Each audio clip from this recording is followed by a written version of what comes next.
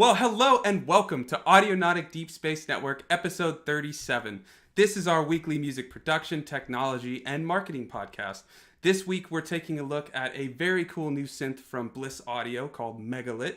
We'll also take a look at some new analog synths and talk about their place in independent music. And we've got some other gear, and then, of course, some marketing news talking about Spotify playlists. My name is Sunwarper. And with me today is Eon Lake. How are you, my friend? I'm good. Thank you for asking me. I'm very good. What's going on, man? Oh, you're going to let me go first? I always make you go first. You always go first. I was going to try and turn it around on you that time. I just ignored whatever you said. I could go first. I mean, whatever you want. I've just been mixing at the moment. That's all I'm doing is mixing. What are you working on? At the moment. Trying to finish off the album mixes, chewing through them, and I'm quite iterative with these things, so it takes a little while. They get 95% of the way really quickly, and that last 5% takes days and listening back and so on. But yeah, I enjoy it now. I feel almost free because there's not that whole sort of, is it the rearrangement right? Is that right? It's just mixing, and I like mixing. Uh-huh. I've always enjoyed it. Well, that's good. Any new gear that you've gotten lately? No. So you can't take fun of me this week. I was expecting you to say I got that loop mix that we talked about last week, but I guess I meant to though. I forgot what it was called, and I was digging out the video. Okay.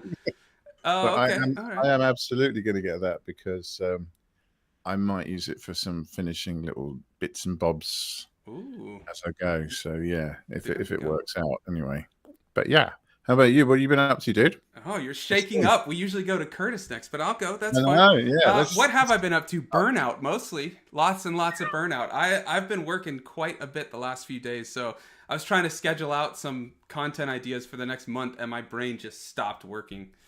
So that was fun, but that's always useful. What I did instead was I started doing the sound design and the sound templates for my next project, which has actually worked quite well. And that little Arturia mini lab next to me has just been a blessing. Having this tiny little thing and then having it connected to the synths and all that stuff, it's just awesome. It was what I was hoping, in that if I could streamline the process of having everything in front of me, I wouldn't stop myself from doing things. And I'm trying new experiments, trying new things and all this stuff. And it's just been a lot of fun. So that's been the good part that I've been up to. That was a good idea from a friend of ours, wasn't it? I do believe so. A palette of songs for the next release. Yeah. Let's talk to him now, shall we? Was that me? I didn't realize that was me. That was your idea. Well, then I should say, if we're going to mosey over to Curtis, we have with us the Audionautic co-pilot, Curtis. How are you? I'm good, mate. Yeah, really good. It's been a lot, as you know, it's been a hectic bloody week, but it's been a good one. I can't complain. Yeah. Lots of DJing this week. Nice. Yeah, I was getting a bit, in a similar vein to you, I was getting a bit burnt out with the whole kind of like in the DAW, kind of making that stuff up and kind of composing. I was like, fuck it. And so I've been taking other people's tracks and making journeys with other people's beautiful work. And it's really nice just to really sit and examine like how other people make their tracks and how they create their journeys and then make that in one big kind of thing. And so, yeah, really enjoy it. I haven't done it for a couple of months since summer. So it's nice to get back into it and kind of see and try and really blend stuff, It's nice. Yeah. I should also say we are live over on YouTube. If you're in the chat, what have you been up to this week? Any music that you're working on? Thanks for joining us. And if you're listening back to this later, maybe leave a like, share it. Check us out over on our Apple Podcasts and Spotify, where we've got edited versions of this live stream. But Curtis, what is in the news this week? Well, before we get to the news, let's just say that this live stream is brought to us by our patrons. Shady's in the chat for now, who's a patron as well. So thank you very much indeed. If you enjoy what we do, head over to our Patreon and consider supporting us because it allows us to do this and more and more and more and more. We're growing, getting bigger and doing more stuff. And that is because we have patrons who really appreciate what we do and give their time for us to do it. So thank you very much indeed. But Yes. Real quick, if you want to check it out, head to patreon.com/audionautic. You can also find the link in the description. We have also a Twitter group where we talk about all kinds of things, and that'll come back later. But anyways, what is in the news today? Yeah. We've got some exciting stuff today. We got some exciting stuff. We've got a lot of gear, we've got a lot of hardware. But we're going to start with Bleass, because Bleass, we found Bleass on Synthopia, and then we just tweeted out that we're talking about them this week, and they sent us some licenses for their new synthesizer that are really aptly named Megalit soft synth. I bloody love this name. Yeah, it's a good name. It is, and so Sunwarper and I have been. Why am I talking? Yeah, we have been. We've had a little playthrough, had a little stuff. So we've got a few pre-recorded videos for the first time. I'm going to try this for a little bit. We've done a bit of a walkthrough what it sounds like and what it looks like, and then Sunwarper's gone and performed on it as well. So yeah, Right. it's a great little thing. It's for iOS and for desktop. It's a wavetable synth. It's got 4 independent LFOs. And patch. What I really love is patch randomization. You can roll a dice and it will just create a patch out of nothing. Everyone should do that. Love it. I know. It's great, isn't it? So yeah, should we show them what it's all about, Sunwarper? Yeah, so as Curtis mentioned, we'll start with a little bit of a walkthrough that Curtis made, and then we'll give a sound demo that I made over in Logic. But we'll start with his. So let me switch over to it. Quick what's up? disclaimer. Oh yeah, quick disclaimer. Thank you very much, Ian Lake. They sent us these licenses, but they haven't told us what to say or anything. It's just, They don't have any control over the content, but No. they were kind enough to provide licenses for it. Yeah, we appreciate it. Now we'll switch over. Yeah, nice one. So the company Bleass have released a new soft synth called the Megalit. As you can see from the screen itself, it is incredibly vibrant visually, and everything is a visual aspect. You can see the waveforms on the wavetable. The ADSN is completely visual. Everything that you can see there is built for the visual aspect, and that's what I think really makes this synthesizer work. Now, they were kind enough to send Sunwarper and I a couple of licenses to start playing around. And yeah, that's what we've been doing basically. So I thought I'd take you through what I've been doing. So if I bring you up here, everything you see here has been made using the Megalit. So we start off with the bass. In that Lush. We have a high drone, which I've frozen out just for CPU. Very nice. We have a low drone, again, for frozen out for CPU.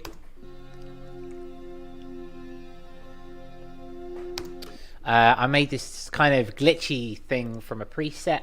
Made around with a bit of shimmer and a bit of a granulizer also from Bleass. There's a bit of auto pan, but I don't know if you can pick that up right there. Kind of a bit glitchy, a bit nice, following the bass line. And then I went into their rhythmic patterns. So we have some hats, just keyed out on a MIDI controller, and a kick.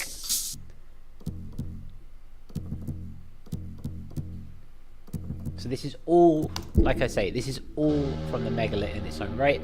And the only signal chains from after it are, again, they're all Bleass, but it's sometimes a little bit of reverb, sometimes a little bit of saturation, that kind of thing. But it's all, the basis is from this synthesizer. So let's have a listen.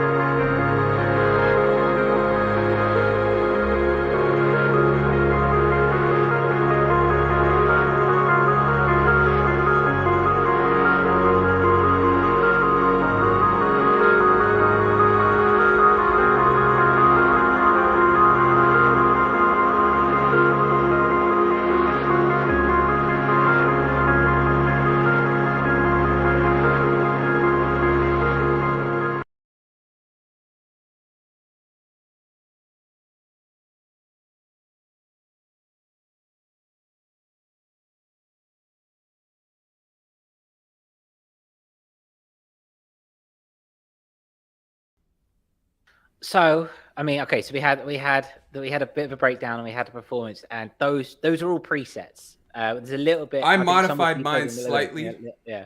just But to. I added a few bits in the effects chain, but kept the presets to what they are. And those presets are just pure inspiration straight off the bat. Yeah. Oh, that is amazing. And just the visual aspect of it, just how colorful, vibrant it is, and how dynamic the whole thing is. It's lovely. It's lovely. Yeah, I should say I used shimmer for the pad. I faded it in, so it started without any. It was all dry, and then I brought it to about 20 to get a little shimmering effect, and then that was the space sheep preset adjusted a little bit, and then I used the boards preset for the arpeggio with. I also had shimmer, but I did no pitch shifting. It was just like background extra reverb and stuff like that. Very cool. I really enjoyed the presets. I will say it's a very deep synth, and so it'll take a little time to really get all the nuances and subtleties of it and how to make a patch, like a very complex patch, similar to the ones that are the presets. So it's something I feel like it sounds great right out of the box, so to speak. It's a plugin, but giving it time and learning it, it will reap a lot of benefits. But Eon, like, what did you think about the synth? Sold. Of course it is. Yeah. I don't know why I even asked. Well, not that I'm an easy popper or anything, but every now and then somebody does create a bit of software that makes you fall in love with plugins again. As somebody who's really into hardware, and yeah, I mean, it's like you said, it's an inspiration box, with presets that good, and that's your starting point. The quality of the effects, the reverb, the shimmers, and so on, that they sound really good. Quite often these things can sound a little bit grainy or a little bit 16-bit or something. They just it's gonna set me off. I just know it. So I was just listening to that thinking, oh, ideas. So yeah, I really like it. What's the list price for it? Well, it's currently it's on a Black Friday sale, so it's on $50 for the desktop right now, and it's 15 USD for the app in the App Store. So it's on desktop and it is on mobile devices as well. So yeah, usually the synth itself is about 99, but you can snap it up for half price right at the moment. Even full price, it sounds like a bit of a bargain in the sense of like sound quality. Yeah, it's pristine for sure. Yeah, and I think it's what we're going to be talking as we go into the next couple of segments. We're going to be talking about prices and how much we pay for our gear and our soft synths. I mean, and how much is worth for that personally for $50 or even for $100, like you say, to get all that coming out of just that.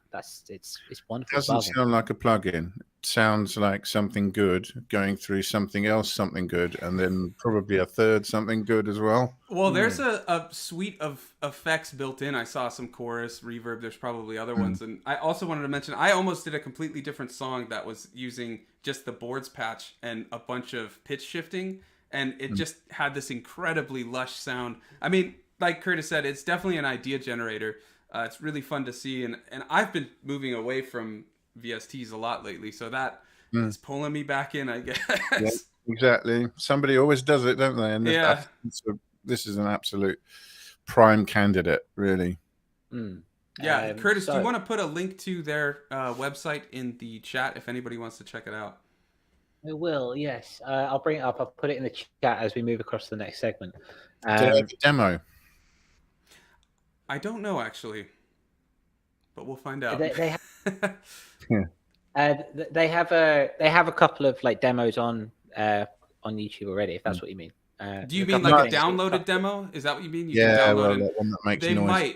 They might, because when I downloaded it, I was able to open it. The way you register the license, you download it first, you open it in your DAW, and then you put in the license. So you might be able to use it for like one of those things where it's 20 minutes or something to that effect. Yeah. I'm not sure, but you were definitely able to open it in the DAW just from downloading it. Sometimes hearing is believing, really, isn't it?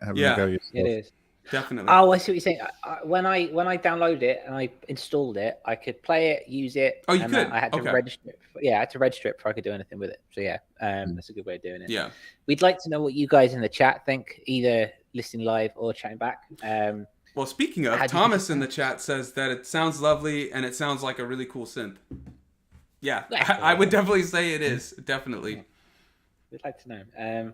It's wonderful. I've had a great afternoon with it. I'm looking forward to diving in a bit more. So, yeah, Thomas, maybe it's one to throw in the modular. I know you threw those Sounds by Sunwarper samples in it. Maybe that's something to do. That'll liven it up real quick. Make some crazy sounds. Very much so. Should we move across to the other side of the spectrum? Something that's very much hardware. Yeah, we'll shift to something very drastically different in the price range. So the new Oberheim OB-X8 Sunwarper. Tell us all about this. Yeah, so this is, I guess, luxury synth might be the way to put it. I mean, it's a very classic analog synth, simple design, sleek design, but what's fundamental about it is the sound is just insane. We'll play some demo, but before we get to that, the price is definitely a big factor. It's $5,000. So let's hear it first, because I mean, I was like, whoa, and you hear it, it sounds great, but yeah. All right, let me bring it up. We got a little bit of lag this week because of internets, but we'll bring it up. $5,000, $5,000 USD. But look at that beast. I mean, come on. It does look pretty amazing. It does look pretty amazing for what it is. So let's just play a little bit. Just listen to it, man. Hey y'all, my name is Nick Semrock. I play the keyboard family of instruments. Today we're going to... Listen to this. This was the patch. I was like... Oh, that is pretty lush. I mean, it's classic analog sound. Yeah. I don't know if you guys can get it over it, but I'm getting it in stereo, so it's flitting all over the place. I think mine is in mono. But yeah, so that's the sound. Let me read off some of the features, because I would be remiss if I didn't. 8-voice, pure analog polyphony with saw, square pulse, triangle, and noise. 2 discrete SEM OB-X lineage VCOs per voice deliver classic punchy Oberheim tone. Discrete SEM lineage VCF delivers authentic OB-X style tone. So they have sounds that not emulate, they deliver the same sounds as like vintage Oberheim synths. 61 key, velocity and touch sensitive keyboard, bitimbral. Let's see what else. 400 plus factory programs, including full set of factory sounds for the OB-X, OB-SX, OB-X8, and OB-8. Oh, this was the other thing. You mentioned it was big. It's 32.5 pounds. Jeez. So you could get a workout. What's that in kilos? I don't know. I don't know. Eolic, help us out. Do the math. Yeah. Google school. I think 22 kilos is 45 pounds. So it's a little less than that. It's somewhere around that. I mean, don't quote me. I just remember when I was in Ireland, the plates, the 45-pound plates were like 22 or 25 kilos. Bordering on two-man territory. And Bendu's in the chat. Yeah, you're never late. Don't worry about it. Good to see you, Bendu. How are you? Yeah, how you doing, man? Nice to see you here. It's always nice. We've got so we have this thing here. You brought us to the table? $5,000. Sunwarper. Why are we interested in this? Well, I mean, the sound. First and foremost, the sound. Obviously, it's an Oberheim classic, and I believe it's the last synth that Dave Smith worked on before his passing, unfortunately. So that's really cool too. As you know, I'm a huge Dave Smith instruments and sequential fan with my Prophet 08, and the Oberheim always sounds great.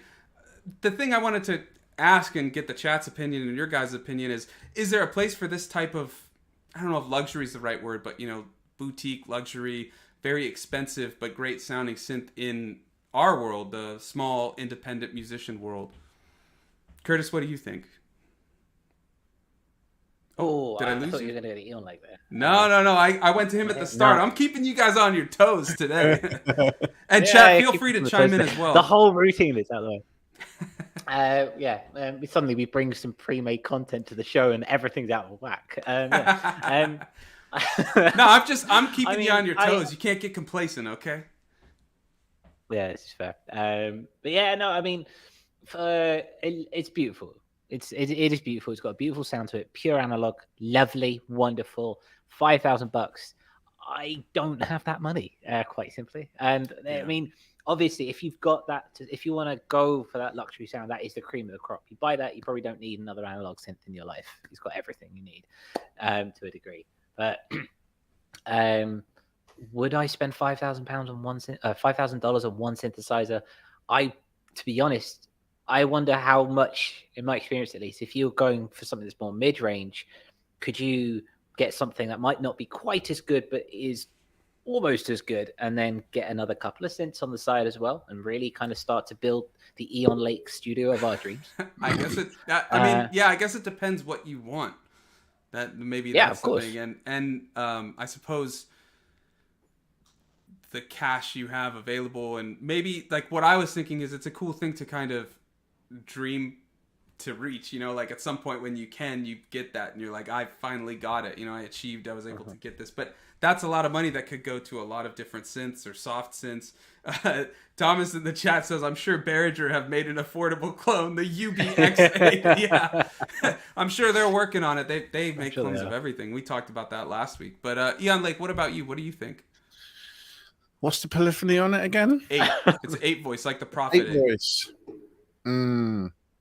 You see, I think there's room in studios for things like that. Personally, I don't want one of those studios where every wall is like synths, you know, floor to ceiling, brought into a patch bay or anything, you know, like massive full-size synths. I think I'd be happy with a flagship synth, you know, one that does everything that I need it to. I don't really have an analog poly. I've got the mini log, but it's only 4-note polyphony. Same goes for the Microfreak, and that's digital. Well, let me ask you something, Ian. Like, would it change your mind if it doubles as a deadlift and bench press? It definitely will. You know, you can play it for a bit and then do some curls, really get those guns going, you know, get those biceps. I mean, speaking of the studio I worked in had an OB-X8, and that was my first exposure to any kind of synthesizer, and it was a bit of a beauty. It had an amazing sound. I like the blue pinstripes that was on that, actually, rather than the grey panels on the new one. Well, I think the OB-6, the one they made a couple years ago with either Sequential or Dave Smith, that has that classic design. Yeah, the pinstripes. Yeah, I think definitely. But I think I would want if I'm going to go for a massive poly analog synth, it's going to need to do everything. Yeah. And I'm assuming this is Oberheim's flagship synth now. A bit like the Moog 1. Yeah. Which they're making look like cheap tat with this. Yeah. Over in the chat, Bendu says, that synth is beautiful, but so large. Yeah, definitely. And then Hydro Fighter says, seems like a synth for a professional touring musician or somebody with too much money in their pocket. Yeah. Or both. Yeah. Or both. Yeah. The road crew, anyway. Or both. Yeah. Sunwarper, what are you thinking? I mean, like I said, I think it's a lovely synth. It sounds incredible, but I think, like Eon Lake is saying, at that type of price, unless you have a lot of flexible income or you're a touring musician and need that specific sound or something like that, getting a synth that can do much more, like an all-around synth at that price, may make more sense. And I don't even know if that type of price makes sense for like where I'm at as a musician. But then I have my Prophet 8, and that was, I don't even remember how much it was. It might have been $1,200 or something like that when I got it. And I got that in 2013, I think. And I mean, that is a little more flexible in what it can do, I think. But it's very much like my workhorse synth. Like, I can use it for everything. So I could see if that's the type of sound you're going for and you can use it that much, then maybe it's worth it. I don't know. If you can afford it, but that's the big thing. Really competitive market out there as well. I mean, if you're looking at expensive analogs, there are some pretty beastly machines out there. This is obviously one of them, but I think if I was ever spending that amount of money on one synth, I'd definitely have a wish list of things I'd need it to do. Yeah. I think as well, the massive, again, the $5,000 price list, but the amount of competition, the amount of decentralized kind of soft synths, hard synths, you name it, boutique synths, with the amount of stuff that you can buy for relatively cheap to get a similar sound. Like, I think for expensive, Sorry, mate, carry on. No, I was going to say, are we moving into a world where, I mean, paying $5,000 for a synth, is it even viable these days? I think like Hydro Fighter said, for someone who needs it and has that type of income or is a professional touring musician, something like that. Yeah. Or if that's the sound you specifically need and you're going to use it like crazy and you can afford it, it makes sense. But yeah, I mean, for an independent small musician, maybe plugins for the time being is the way to go, or cheaper synths like a mini log or something like that, Yeah, I mean, there's two ways you go when you make a synth at that price bracket. You're either making a mega synth that does everything, that's got all the features you could possibly want. It's the benefit of all the research and all the technology that we have now. Or, and I think this is more of an example of this, it's a perfect example of a particular type of thing that is desirable and a bit boutique, and it's like a 70s and 80s synth, but even better, with everything we know now. So I see it as a little bit more niche than some of its competitors, maybe. Yeah. And it is for people, who consider it no small, it's no thing to drop $5,000 on a synth. Yeah. Which obviously none of us. Yeah, exactly. One day. Yeah, one day. Well, maybe when a few more people are listening to Fragments too. But yeah. Okay. All right. That is Oberheim. That is Bleass. And now we have the new out of Korg, which is a lovely little update from Korg. The mini log bass viral variation has just come out now, and it's rather pretty. It is rather pretty, as they say. It's a bit of an update. So they have a new skin on it, and then they've released some extra presets on there as well. And it's sounding pretty beefy. Is it the XD or the mini log? No, it's the mini log bass, which is based on the XD, I think. Okay, that's what I asked, because the XD has that NTS1 built in, an additional like oscillator thing like that. The way I kind of see it is, okay, so if you've got the monologue, which is what I've got here, that's mainly a bass machine. And then the mini log came along, and that's kind of more lead and pad-ish. From I think the mini log was first, actually. And then they made the mono. I thought the mono. No, the mini was first. Yeah, really? I got an old mini right there. Yeah. Fair enough, yeah. All right, I'll stand corrected. Then they did the mini log XD, which has the added NTS1, which I don't know where it is, but I have an NTS1. It's awesome. It's really pissed me off, I have to say. Yeah, but just get an NTS1. It's fun to build. You have to build it. It's like $100. It's a lot of fun, though. Sounds great. And you can put audio in it and use it like a pedal. It's pretty cool. But yeah, that's why I was wondering if this one is built on the mini log or the mini log XD, because it does make a difference sonically. It looks like it's the XD, so this is what it sounds like.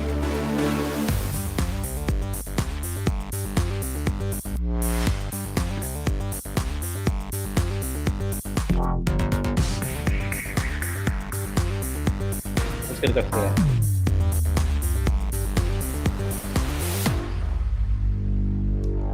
That almost looks to me like the standard mini log. I don't see that third thing, but correct me if I'm wrong. Anyone in the chat, if you know. Either way, it sounds great. I love the mini log. What's the price on this one? We're looking here at, where is it? Hang on, let me have a little look here. I will find it in a sec. Okay, well, while you do that, Hydro Fighter in the chat says that real musicians don't make that kind of money, as we were talking about the Oberheim. And Eon, who is always in two places at once, said, "I'm so real." Split realities on that one. Real as it comes. Yeah, deep.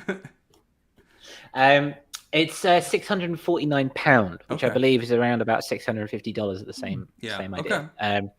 Availability will be limited, and its availability will be announced soon. But it looks pretty sick, and it sounds awesome. Sounds great. That keyboard looks fantastic. Aesthetics, man. Aesthetics. Yeah. It's a well-known fact that the better the synth looks, the better the sound it is, and therefore the better musician you are. I mean, maybe it inspires you to be a better musician so you can play the cooler looking keyboard more, right? That makes sense.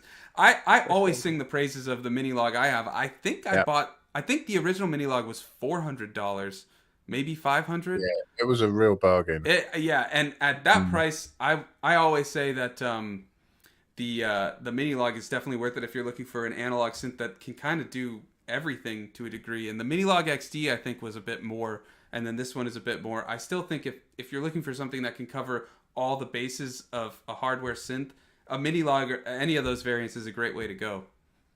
And there is an argument that if you've got an analog poly, I mean, the sounds can get a bit thick. More than 4 notes simultaneously can get a bit. I think that's its biggest drawback, honestly, because like I usually do like major sevenths or 5 to 6 notes as a chord, and that is something you can't really do. But you work around it, obviously. Yeah, multi-track. Yeah, exactly. That's all you need.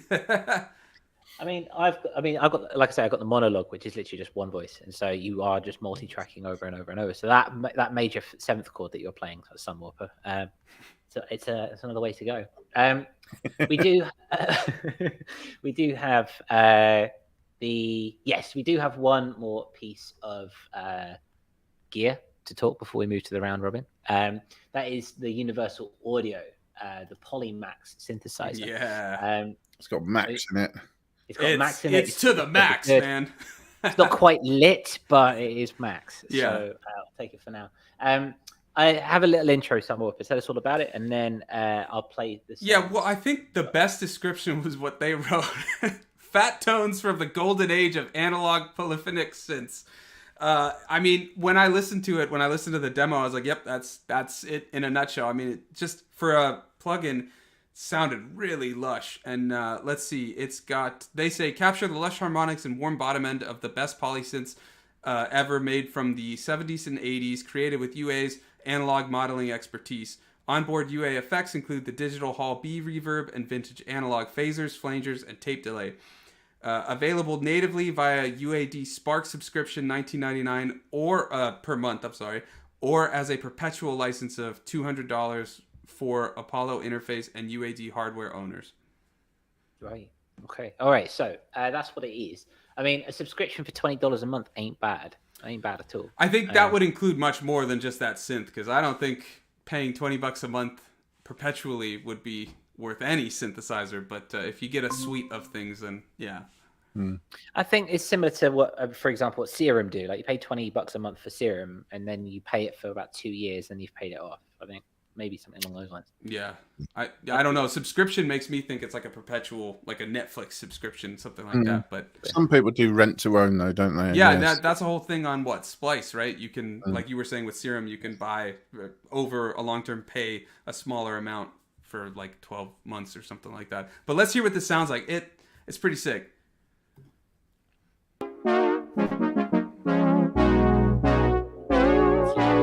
Just listen to that.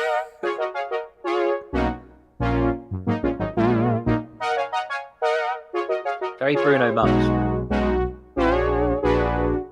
It definitely has a 70. This one, love that glide. Very clean.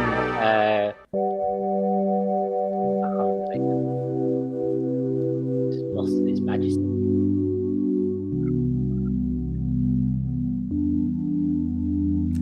You know, like smile says everything, I think. I'm down. One more. But yeah, that's the synth. I mean, it covers everything, it seems, for that vintage sound. Yeah. I would spend $5,000 on an laptop to get that. Well, that's why I wanted to put it in. It's it kind of, I feel like, is a nice alternative or cheaper. I mean, nothing will replace an Oberheim, but it definitely has some nice sounds to it. I'd love to hear in the chat, is anybody looking for a new synth, and have any of these piqued your interest?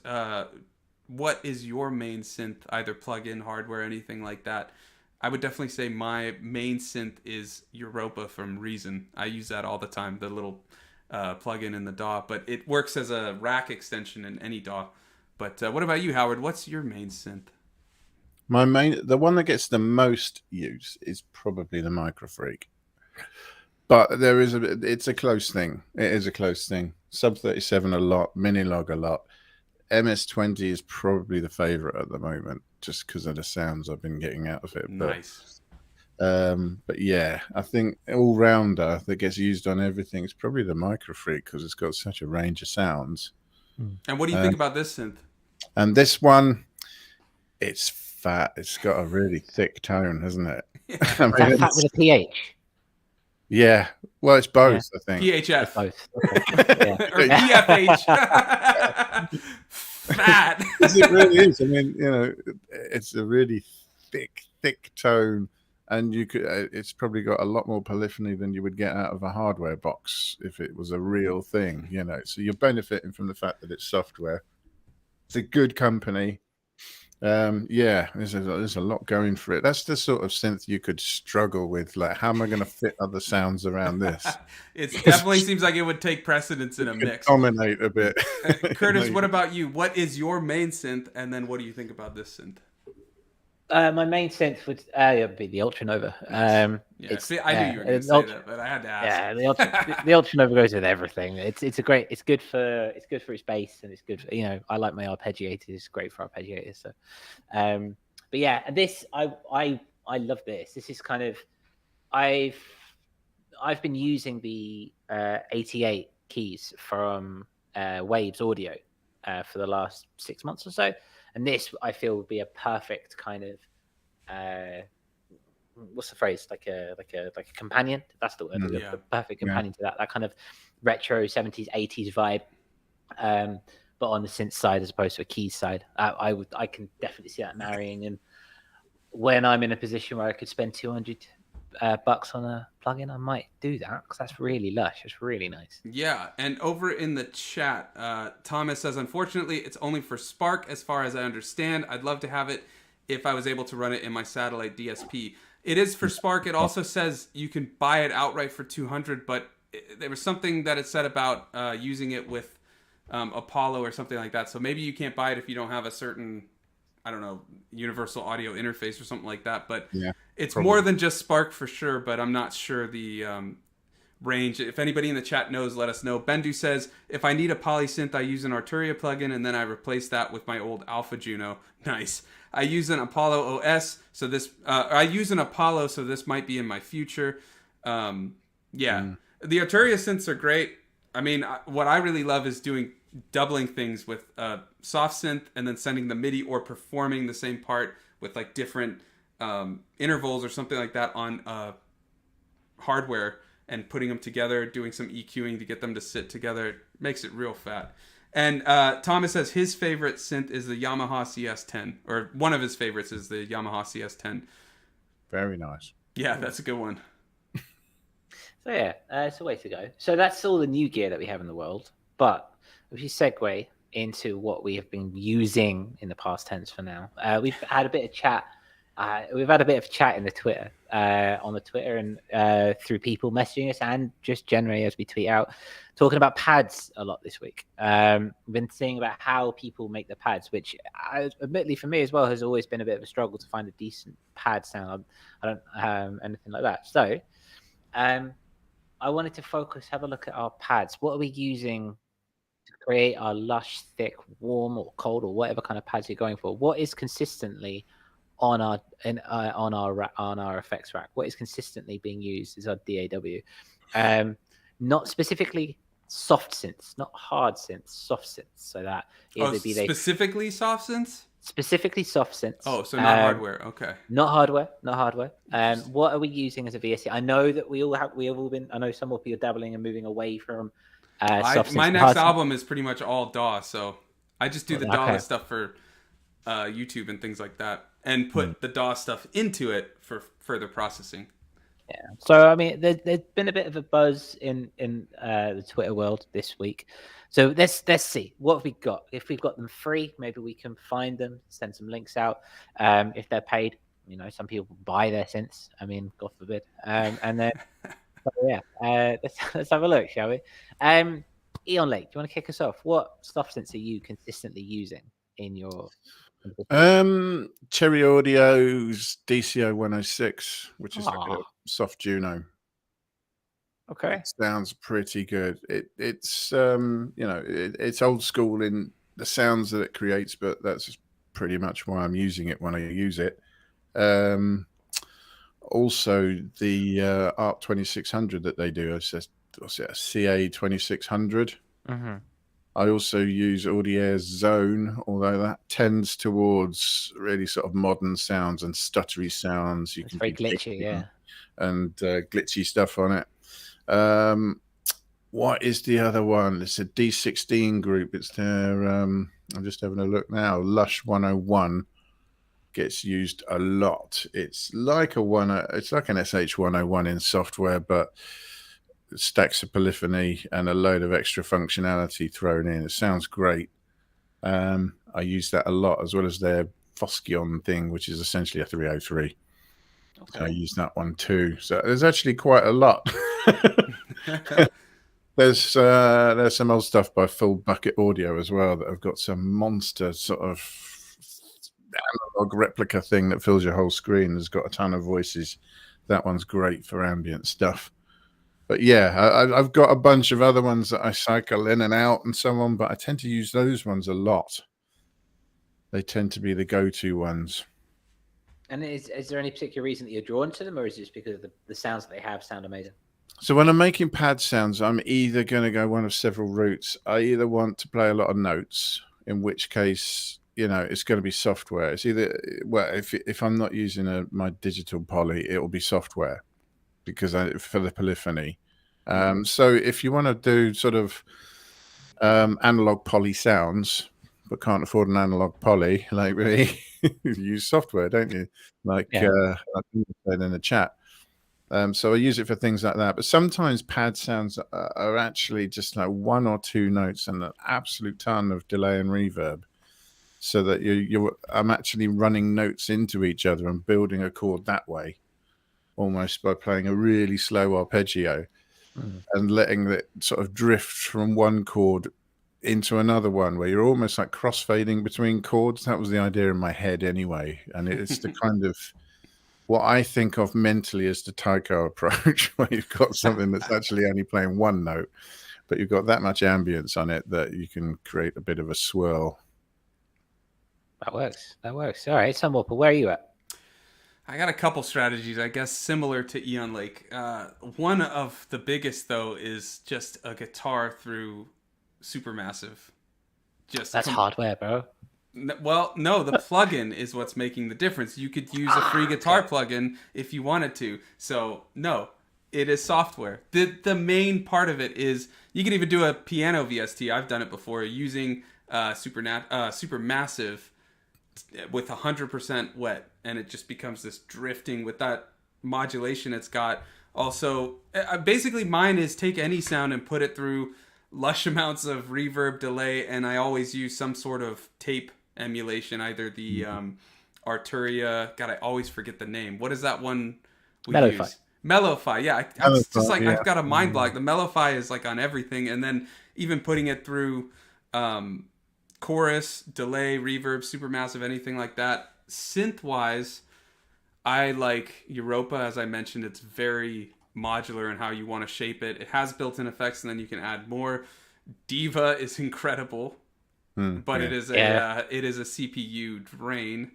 And even kind of similar to Eon Lake, taking something like the Spitfire Labs, is it BBC Orchestra, that free orchestra sound, and doing like cello or violins or both as two separate ones, and dousing it in reverb or Supermassive, something like that, and doing one or two notes, maybe an octave, something like that. That creates a really lush background. I used in a lot of Future Fade tracks for the drones. It was either that or the Prophet, but I guess I can't mention the Prophet since it's hardware. Yeah. But just to say, I just want to say, because I don't care, the Prophet through a Big Sky, that's a winner. Yeah. I mean, that is a winner. It's really quick, too, in the chat, Thomas says he uses DS Thorn, Plugin Alliance, and the sampler in Ableton. Can't live without that one. For ambience, I love Granite, New Sonic Arts, and of course FX. Heaps of reverbs and delays. Yeah, I'm with you. I haven't heard of DS Thorn or Granite, but I'm going to check them out. Yeah, me too, actually. Yeah, it's a new one. And I should say that it's very recent, but that Bleass synth, Megalit, is definitely a pad beast. Or this is what I was going to say, yeah. I'm sorry, I guess I stole your thunder. No. You can elaborate. I won't elaborate. Go ahead, Curtis. Well, just to reiterate on what Sunwarper is saying, that Bleass Bleass app synth. It's a new into my arsenal, and I think it's going to be a heavy contender in my arsenal moving forward because it's a pad beast. It's beautiful. And just to really say the plucks and melodic sounds too. Yeah, I mean it covers it all, so I like that for sure. Yeah. Anyway, sorry to interrupt. No, not at all. I'm a big fan of the Triple Cheese from Yuhi. Great little synth, completely free as well. Great space sounds, and with a little bit of tweaking, you can make it your own. I love that one. Coming into, if you've got complete control, Ethereal Earth is really nice for those kind of like soundscapey ideas where it's more atonal as opposed to melodic. It's really nice for that one. Also, Absinthe. I use a lot of Absinthe in there as well. Again, very luscious tones, very sweeping. The biggest one, again, we've all said it, but the biggest one, the Valhalla Supermassive. For the purpose of this, what I'll usually take, just an init patch from something like Vital or something, which is just that sawtooth sound, and then I'll just see what happens, and I'll just whack it through. The fun is how can I make it sound as little like a sawtooth sound as I can, and just chains and chains of delay, which is then racked up in parallel and in the chain, and just go nuts with it. Basically, it's always good fun. There's plenty to be going for. The biggest contender, if you really want to fork out, I know a lot of people use it. I know Laug uses it. I know that Spacecraft use it. Omnisphere, it's a classic, absolute classic. Yeah. Expensive, but a magic box of toys that does everything. So yeah, that's my one. Yeah, okay. I mean, I always prefer to try to find the sound from combining multiple things. Like that's what I love, but that's just sound design, just having fun with sound design. But taking, like you said, a saw sound, like a very simple sound, and then adding the effects and creating something of your own from a bunch of different sounds. That's my preferred way. But we'd love to hear some more from the chat. If anybody else has any soft synths, apparently is the rule here, that they use, or plugins or effects in a DAW to create pads, let us know. We're all trying to grow and learn. As we always say, together we grow. So let us know. And if any of the ones we mentioned has piqued your interest, also let us know, because we're curious to see. And next week, Sunwarper, don't worry, we will be talking more hardware. Don't worry about it. Okay, yeah, I was worried. I was worrying. I was starting to sweat a little, like, where's the gear, man? Where's the hardware? Where's the gear? Give it to me now. We are 3 minutes past the second hour, so let's slide along to the marketing as we close the show. Sunwarper, what have you brought for us this week?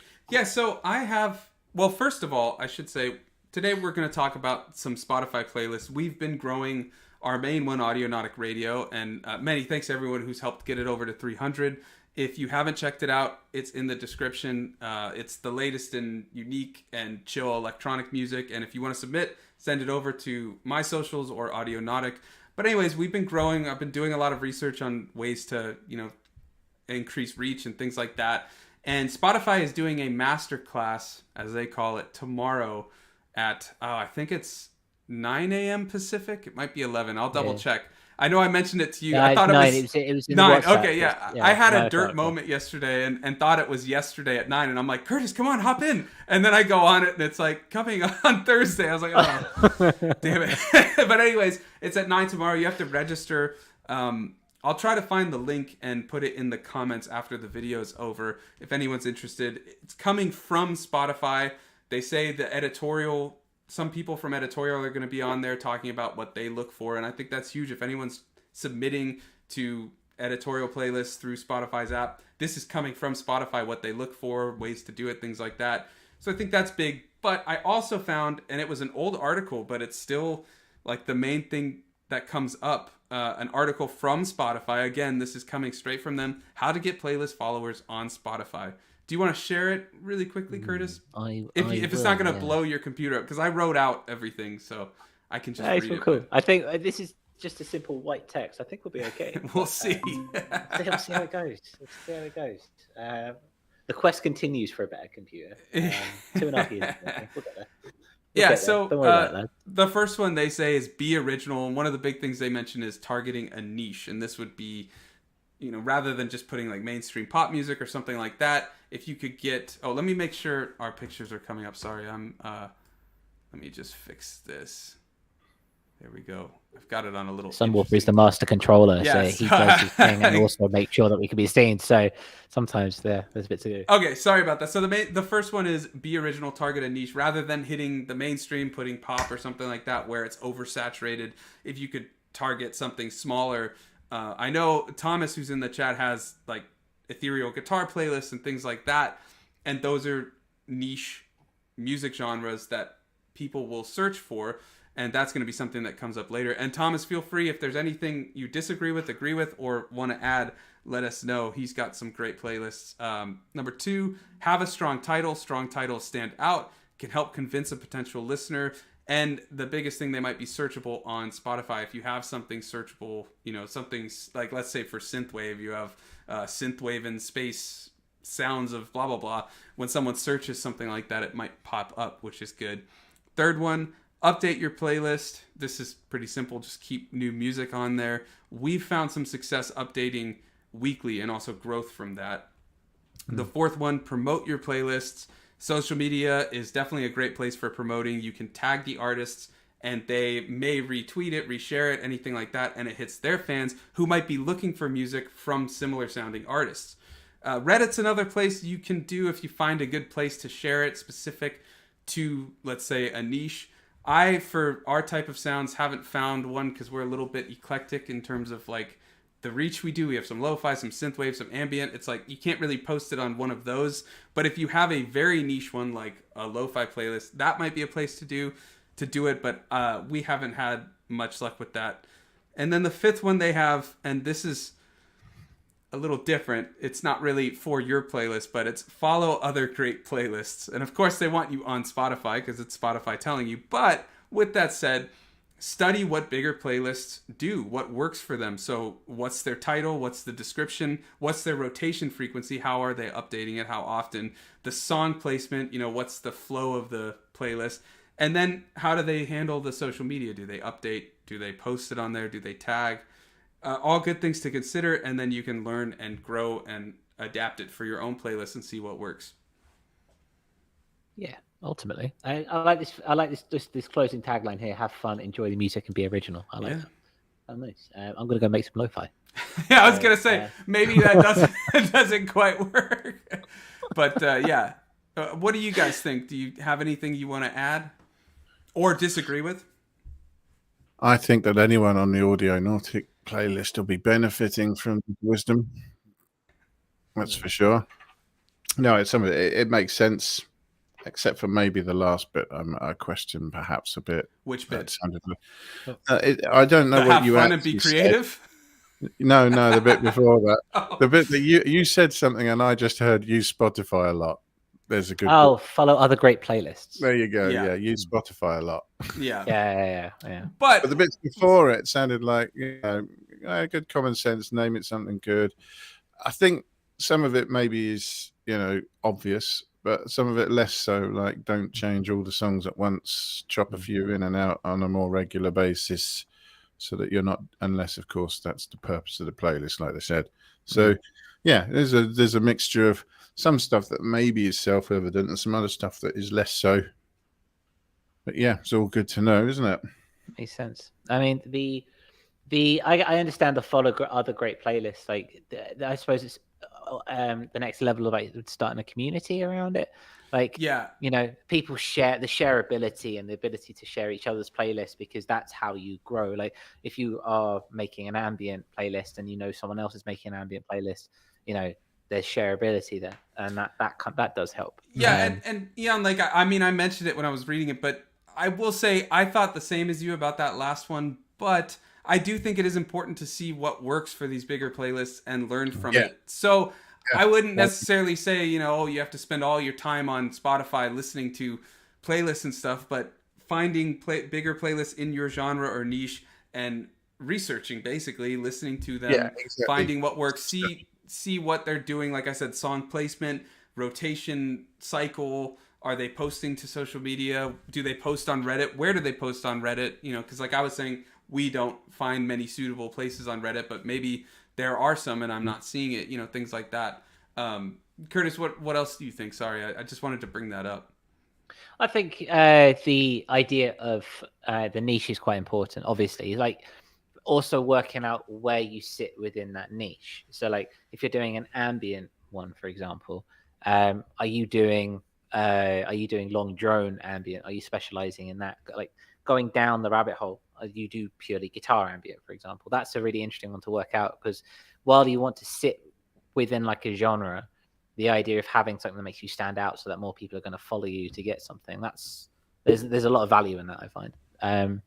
And what I've seen has worked for us is the tagging and taking the time to tag and talk to the people that you've included on your playlist. The members that we add, or the people that we add to the playlist, they'll say, "Oh, thanks," or something like that, and then we'll take the time and the effort to go and chat to them, see what they're up to, and kind of find out who the human is behind the avatar, kind of thing. And it takes effort and it takes time, but it really helps generate a community. And I think overall, doing it properly. Yeah, if you're gonna do it right. Exactly. That's the way I look at it when I do the playlist, and the way we approach everything. And everyone should. If you're gonna do something, do it right. Take the time. Nothing that's worth it is easy. You gotta do stuff with it. And I think it makes such a difference to someone's shareability, because people go to an artist, and not every artist will share a playlist, for example. But if you've taken the time to check out how they're doing, what's going on with their day, and stuff like that, and showing interest, there is a real human connection there, and that helps. And it's nice. That's just nice to have in general, regardless of whether you're trying to grow a playlist. It's just nice to bring it together, Yeah, and before I'm sorry, go ahead, Ian. Like, so I was just going to say, a lot of the social media around playlists and sharing a playlist, it can be very transactional. And I think moving away from that, like we've said, being a real person, doing something and actually connecting with people, doing a proper job, I think sets you apart from people who are quite clearly just building playlists to get themselves a bit more exposure, more of a mutual thing. If there's communication in it and there are real people on either end of that, then you get away from that nasty transactional, somebody asks for music and you see 1,500 links get submitted, Yeah, I mean, that's the thing. You want to be part of a scene. Maybe that's number 6, is humanize, make it human. I definitely agree with that. Before I say any more or we go to something else, if anybody in the chat has any questions or has anything they'd like to add in terms of things they've found successful with their playlist, anything like that, let us know in the chat. And really quickly, Thomas and Andrew both said a few things about that Spotify masterclass. Thomas, I'll put the link, as I mentioned, in the chat, not in the chat, I'm sorry, in the comments after the video ends. So check back maybe in like 20 minutes when we're done. And then Andrew said, I might not be able to make it, but would love to hear your findings on the masterclass. Perhaps something to share on next week's show. I was definitely planning it. I think I forgot to mention that I will relay that information, but that is definitely going to be something we talk about next week. So if you can't make it, or if you don't want to tune into that podcast, don't worry, I got you covered. I will relay the information that I find and what I found relevant, what seemed kind of useless maybe. Sometimes it's a lot of talk with very little behind it, like we always say, where they're like, just make content, for YouTube, like just put things out and make great content. But what defines great content? Like, I don't like that. So if there's anything like that, I'll also mention that. Don't worry. Sunwarper emailed me the link to the masterclass, and I found it in my email while you were talking. So I'm just, while everyone's on air, I'm just going to send it. Perfect. Yeah. Okay, great. Yeah. And we will put it in the comments after, because sometimes the chat disappears depending. Yes. So. Yeah. So that's there. I've put that in the chat. That's all thanks to Sunwarper. So yeah, thank you very much indeed. Yeah. I think that kind of brings the show to an end, gentlemen and guys listening. Unless there's anything that you guys would like to add at this stage. No, I think that's it. Other than just if you want to check out any specific clips, we've been making clips on our YouTube of segments from these live streams. They're edited. They have a really nice background. Thanks to Curtis, I do the editing. And so if you want to either watch something back but don't want to watch through the whole thing, or just don't have the time but need to see something specific, we've got you covered. And if you use Apple Podcasts or Spotify, consider following us over there and listening. We also put the full edited podcast up there. You can leave a rating. It helps us a ton because we're trying to grow and reach as many people as we can. Very much so. I was going to say something else, but that's oh yes. On Monday we also released our this month's extended orbit, which is a 60-minute mix show from Triplicate Records. This time, belter of a 60 minutes. Really, really enjoyable sounds coming over there. Showcases the best of their roster. It's on Mixcloud now, which is I will put in the description. But also, if you're a patron, you get your own video on our Patreon exclusive YouTube channel. Which also brings up something new with the patrons. We are going to be doing Starstream Live. It's turning into more of a hangout. When we started ADSN, we did a couple trial run live streams with just the patrons, and we had a lot of fun just kicking it, talking about things. So if you want to just hang out with us for 30 minutes to an hour, we're going to do it once a month at the end of the month on Saturdays. I believe same time, 11 a.m. Pacific. It's not going to be filmed, recorded, anything like that. It's just a hangout. We can talk about whatever. We'll be doing it on our Discord. So join the Patreon if you want to find out more. We've got it in the Twitter group if you want to check it out, patrons. But yeah, that's all we've got. Very much so. So yeah, thank you very much for joining us. It's been lovely to have everyone in the chat chatting. Everyone in the chat chatting. It's been great. Absolutely fantastic. Yeah. We genuinely love hearing from you. It's nice to hear what your thoughts are because we're three dudes who have ideas, but we're just three dudes who have ideas. So it's always nice to hear your ideas because your ideas are. Yeah, I want to check out those synths that everybody mentioned. Very much so. It's going to be a busy week. As if there's time. Yeah, as if there's time. Ian Lake, any closing remarks? So you can close the show for today. Not really. Just God bless the patrons. God bless the patrons. I love that. Very much so. Yeah, I don't think there's anything more than that. So with that, we'll see you guys next week, 11 a.m. Pacific. Thanks for watching. Until next time.